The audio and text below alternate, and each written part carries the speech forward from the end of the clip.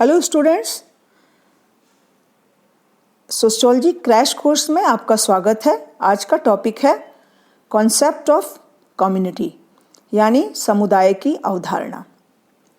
समुदाय व्यक्तियों का एक ऐसा बड़ा समूह है जो एक निश्चित भौगोलिक क्षेत्र के अंदर जीवन व्यतीत करता है तथा जिसके सदस्य उसी क्षेत्र के अंदर अपने जीवन की सभी सामान्य आवश्यकताओं को पूरा करते हैं, जैसे गांव, शहर, जनजाति। व्यापारिक संगठन, धार्मिक संस्था, राजनीतिक दल, स्कूल, क्लब को समुदाय नहीं कहा जा सकता, क्योंकि इसके अंतर्गत व्यक्ति की सभी आवश्यकताओं की पूर्ति न होकर केवल कुछ विशेष आवश्यकताओं की ही पूर्ति होती है। जबकि जनजाति, नगर, गांव के भीतर व्यक्ति की सभी आवश्यकताएं पूरी हो सकती हैं। साथ ही इसके अंतर्गत यह अपना सामान्य जीवन व्यतीत करते हैं, इसलिए इन्हें समुदाय कहा जाता है। इस दृष्टिकोण से समुदाय की आधारभूत कसौटी है कि उसके अंतर्गत व्यक्तियों के एक समूह का सामान्य जीवन व्यतीत होता है। यदि 2-4 व्यक्ति एक विशेष क्षेत्र में रहते हुए उसी के अंतर्गत अपनी सभी प्रमुख आवश्यकताओं की पूर्ति कर भी लें, तो व्यक्तियों के ऐसे संगठन को हम समुदाय नहीं कह सकते, क्योंकि समुदाय एक बृहत मानव समूह है। इसके सदस्यों की संख्या सैकड़ों से लेकर लाखों तक में हो सकती है।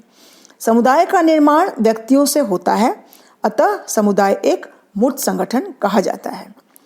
समुदाय का विकास अपने आप ही हो जाता है, जैसे कि गांव एक समुदाय है और उसकी कोई निश्चित तारीख अथवा दिन नहीं होता।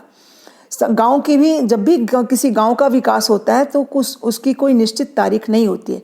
इसी तरह नगर भी एक समुदाय है, उसका भी स्वतः ही विकास होता है, एक निश्चित तारीख नहीं होती। विभिन्न विद्वानों ने समुदाय को विभिन्न प्रकार से परिभाषित किया है। उन परिभाषाओं के आधार पर हम समुदाय की अवधारणा को और अच्छे से स्पष्ट कर समझ सकते हैं। पहला, किंग्सले डेविस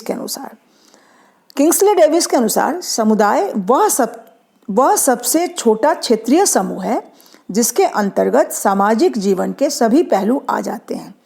इसका तात्पर्य है कि समुदाय भी एक सामाजिक समूह है, लेकिन यह समूह इतना बड़ा होता है कि व्यक्ति इसी के अंदर अपने जीवन की सभी प्रमुख आवश्यकताओं को पूरा करते हैं।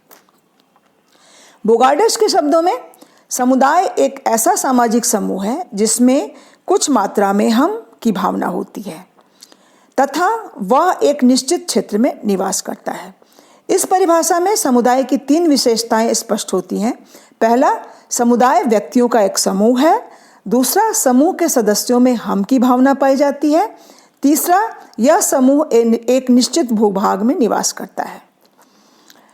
ऑकबर्न और निमकॉफ कहते हैं कि किसी सीमित क्षेत्र के अंदर रहने वाले सामाजिक जीवन के संपूर्ण संगठन को समुदाय कहा जाता है।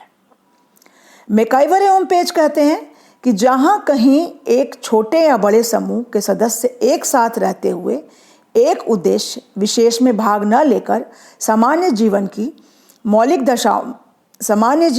मौलिक दशाओं में भाग लेते हैं, उस समूह को हम समुदाय कहते हैं। अतः समुदाय में व्यक्तियों का समूह, एक निश्चित भूभाग, हम की भावना, सामान्य जीवन मुख्य आधार या तत्व हैं। इस आधार पर हम कह सकते हैं कि समुदाय व्यक्तियों का एक विशिष्ट समूह है जो कि निश्चित भौगोलिक सीमाओं में निवास करता है। इसके सदस्य सामुदायिक भावनाओं द्वारा संगठित रहते हैं। समुदाय में व्यक्ति किसी विशिष्ट उद्देश्य की अपेक्षा अपनी सामान्य आवश्यकताओं की पूर्ति करने हेतु प्रयासरत रहते हैं। ये था समुदाय का कॉन्सेप्ट। धन्यवाद।